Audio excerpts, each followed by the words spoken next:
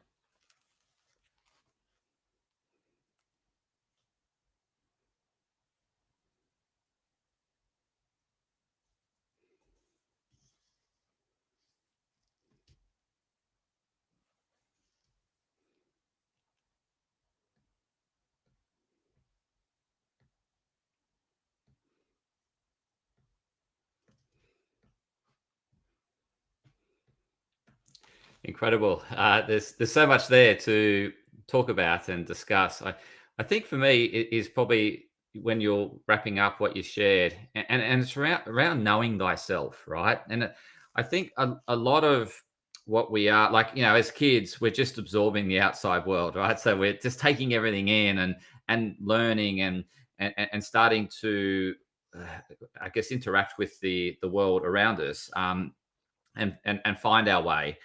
And then we go through a phase of, okay, we're beyond that. We've sort of got enough skills and know how to really start developing some independence. But then we start to question, who am I? Like, who am I? And we start looking and start questioning that. But I think one of the things I've noticed that we may touch on it and then really just not spend much time looking for who we are, and we then just get carried around with responding to the world, like you said, being reactive to the world, as opposed to really knowing thyself and knowing, as you said, being able to identify things that disturb you, and then ask yourself, why is that disturbing me? Why am I so uncomfortable when someone says those words, or when I hear this music, or someone raises their voice? Why do I feel so uncomfortable? And so we don't really sit a lot with that because it starts to feel uncomfortable. And that, if we the longer we can sit with that and start to know who we are, the more we get to know ourselves and become emotionally intelligent. How do you help your clients with knowing who they like, to get to know themselves? How do you go about that process?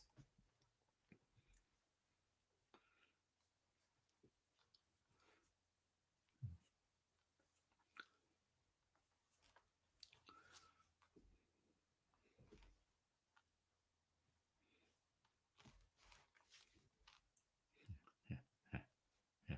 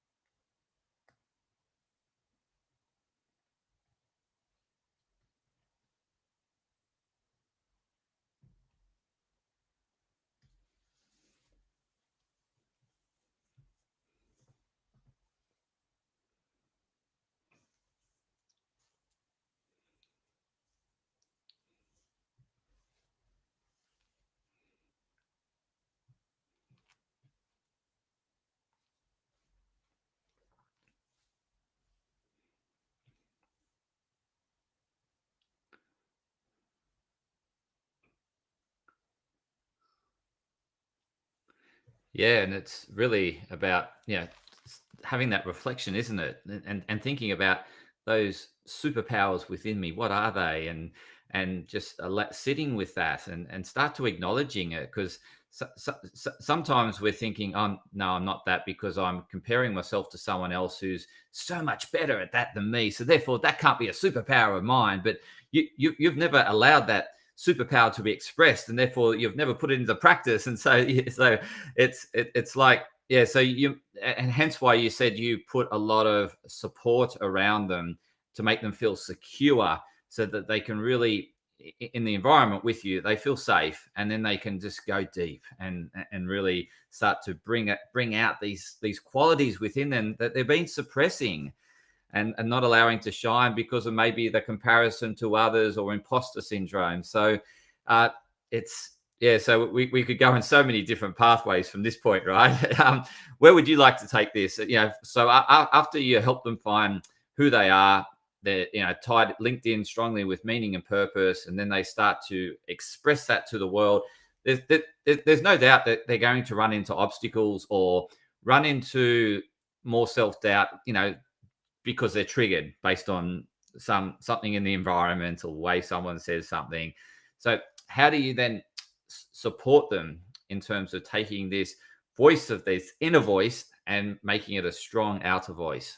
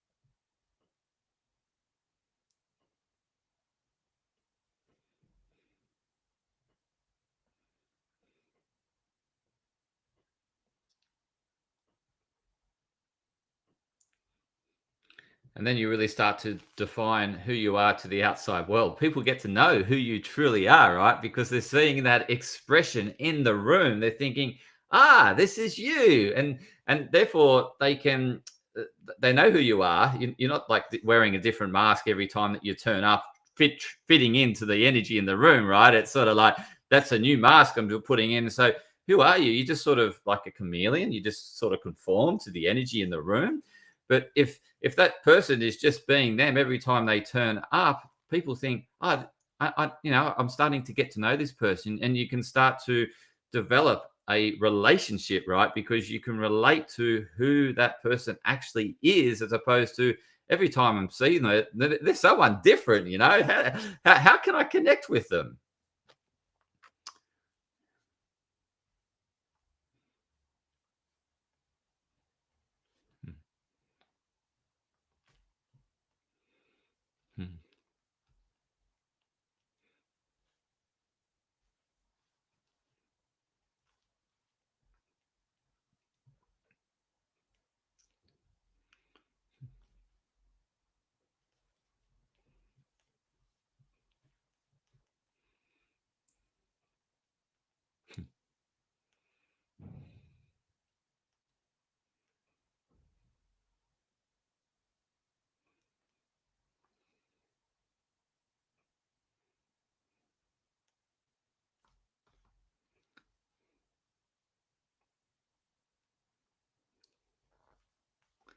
And and then they start to realize the spaces that they're in that are them, right? That resonate with their energy, right? As opposed to trying to always conform, you can never find that environment that you feel that, hey, these are my people, this is my tribe, right? It's that you're sort of going to these places, being a different character, putting on a different mask, and you just don't know, like you just can't read it, right? Because you're trying to be someone different. You're trying to think, and you're sort of bouncing around and becoming lost in that process of wearing different masks and not being yourself. Now, so this person starts to go out and starts to express themselves and showcase every room that they enter. This is me. This is who I am. And but initially, that's a bit uncomfortable, right? Because in the past, they've always done the conforming, fitting in. So, yep, fit in with the energy. This is how I play the game of life. But now they're turning up and being themselves, and they're probably thinking, oh, it's a bit uneasy. So, how do you then, encourage this persistence? Because with, the persistence of just showing up of who you are, it gets more comfortable, right?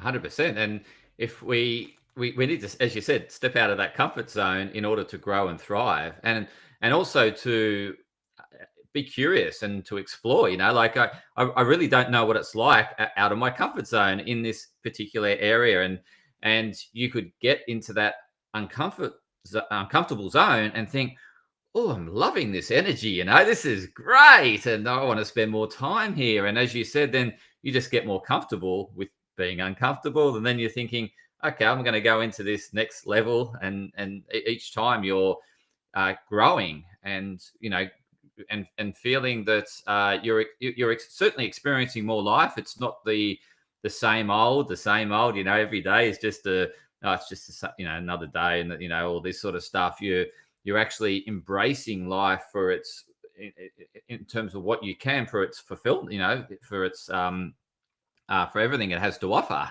So, in terms of you've just touched on like happiness, because as like you've gone about it in terms of building foundations of like knowing thyself, starting to express thyself, and then that gets to knowing who you are.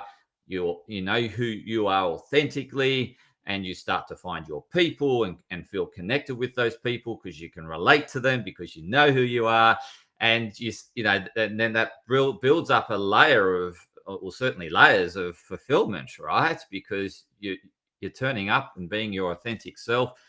What else is it that we need to be working on in order to feel more fulfilled?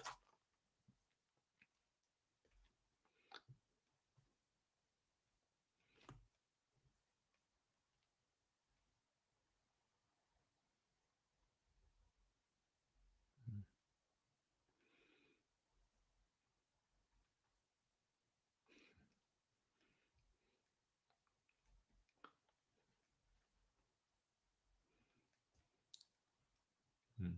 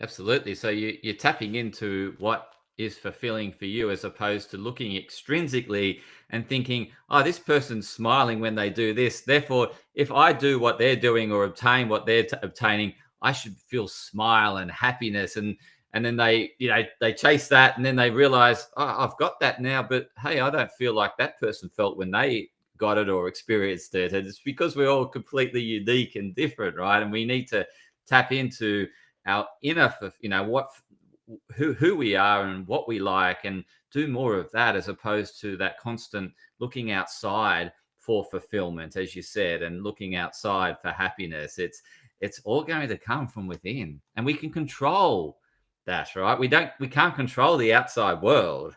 We can only can control how we respond to the outside world, like you said at the start. Yeah. So Asia Lee, it's been an incredible conversation, and I've really thoroughly enjoyed it. Very insightful, and I'm sure the listeners got so much from it. Now, how can they best connect with you?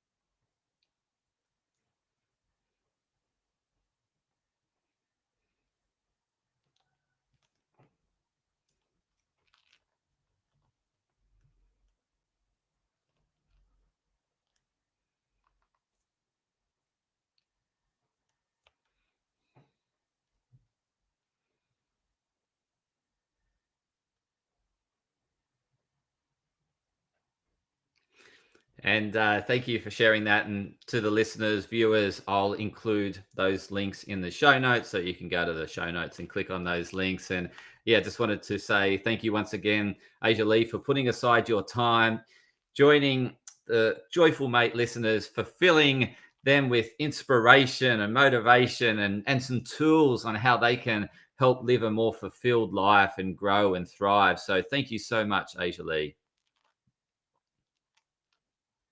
Awesome. And to the listeners and viewers, thanks for tuning in to another insightful, empowering episode of Joyful Mate. Please share it with others that you know that will get so much inspiration and motivation from what Asia Lee shared today. So please share it far and wide, get it out there, because it's all about helping others find more joy, happiness, and fulfillment. Thank you for listening and watching.